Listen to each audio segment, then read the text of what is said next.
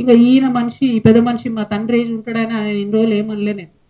ఈయనేందో ఈమె పుచ్చు వంకాయ సచ్చు వంకాయ అనేదో మాట్లాడుతున్నట. నిరంజన్ రెడ్డి గారు, మీరు మా తండ్రి వయసులో ఉన్నారు కాబట్టి చాలా మర్యాద ఇచ్చి ఈ అంశాలన్నీ చాలా గౌరవంగా చెప్తున్నా నేను.